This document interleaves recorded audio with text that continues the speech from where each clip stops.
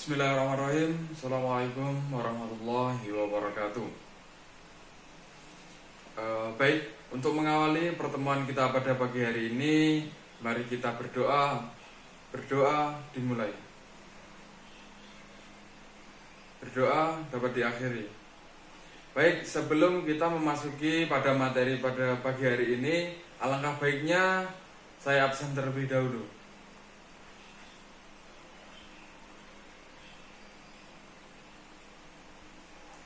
Baik, ternyata ada teman kita yang berhalangan hadir dikarenakan sakit. Marilah kita doakan agar teman kita cepat sembuh. Baik, masuk pada pembahasan kita hari ini. Kita akan memasuki pelajaran pada hari ini. Kemarin sudah saya untuk membaca tentang gaya Newton 1. Baik, gaya merupakan suatu tarikan atau dorongan yang diberikan oleh suatu benda yang satuannya dari gaya itu sendiri adalah Newton atau meter per sekon. Kenapa suatu gaya dari suatu gaya itu diberi satuan Newton? Itu dikarenakan hukum gaya pertama kali ditemukan oleh Sir Isaac Newton pada tahun 1665.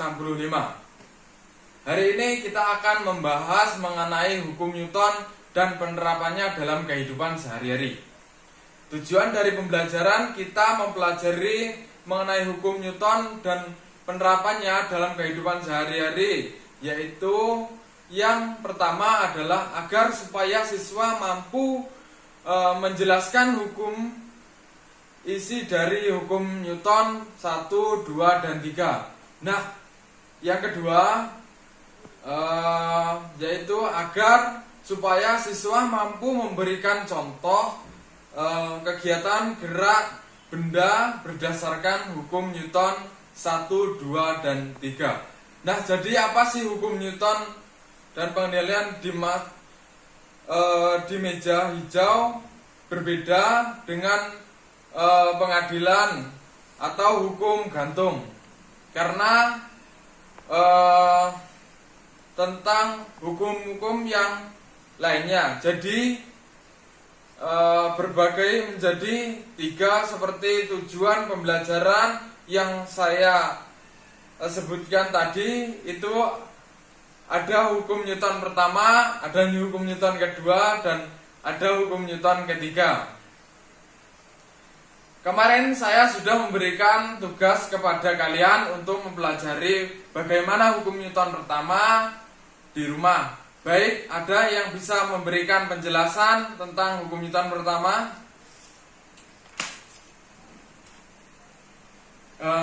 Nah, kalian sudah mempelajari kembali mengenai hukum Newton suatu ini, yaitu berbunyi hukum Newton pertama adalah apabila resultan gaya yang bekerja pada suatu benda itu sama dengan 0, maka benda yang mula-mula diam akan tetap diam, dan benda yang mula-mula bergerak lurus beraturan maka akan tetap bergerak lurus beraturan. Jadi di sini saya akan mempertanyakan kepada kalian sebuah pertanyaan. Itu adalah ketika kalian berada di dalam suatu mobil, gaya yang bergerak, mobil yang bergerak, kemudian sopir menginjak rem dan badan kalian terdorong ke depan. Hal ini dikarenakan kecenderungan untuk melaju. Nah, sedangkan ketika kalian sedang dalam mobil yang diam dan kemudian sopir menginjak rem, secara tiba-tiba badan kalian akan terdorong ke depan. Kemudian seketika kalian ada dalam kendaraan, ketika kalian ada dalam mobil yang diam tiba-tiba bergerak, badan kalian akan merasa tertarik ke depan. Baik, siapa yang bisa menjelaskan hal tersebut? Jadi jawabannya adalah ketika kalian berada di dalam satu mobil yang bergerak, kemudian sopir menginjak remnya dan badan kalian terdorong ke depan. Hal ini dikarenakan kecenderungan untuk melaju. Sedangkan ketika kalian berada di dalam mobil yang diam, kemudian si sopir menginjak rem secara tiba-tiba, badan kalian akan terdorong ke belakang. Hal itu dikarenakan kecenderungan untuk tetap diam menjadi berdasarkan hukum Newton pertama, kalian dapat memahami bahwa benda cenderung mempertahankan keadaannya.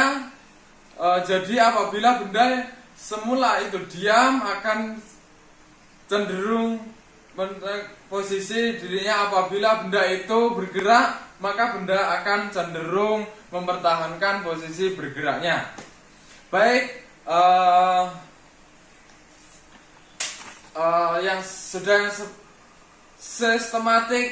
secara sistematik hukum Newton dirumuskan sigma F sama dengan 0 ketika kita bisa dikenal dengan hukum kelembaban atau hukum instansi. Jadi untuk lebih memberikan pemahaman kepada kalian, saya kemarin sudah memberikan kalian untuk membaca alat dan bahan melakukan percobaan hukum Newton pertama. Jadi silakan kita siapkan dan kita bagi satu kelompok itu 4 orang.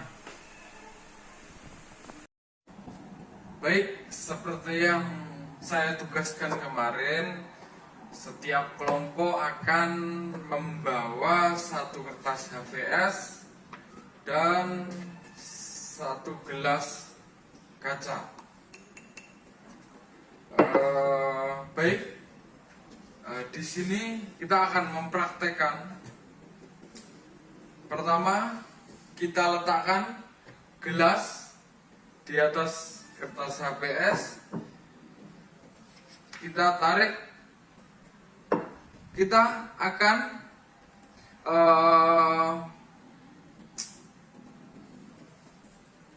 membuat 3 kali percobaan. Yang pertama, kita tarik ke kertas dan gelasnya pelan-pelan.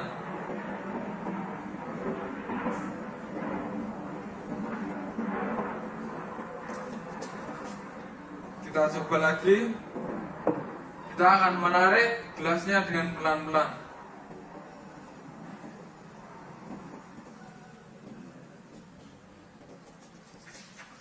Satu kali lagi.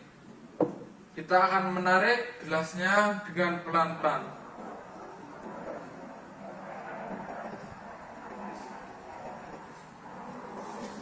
Yang kedua, percobaan yang kedua, kita akan menarik gelasnya dengan cepat.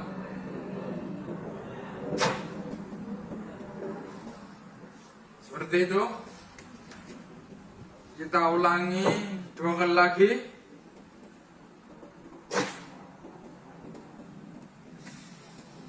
Kita ulangi sekali lagi.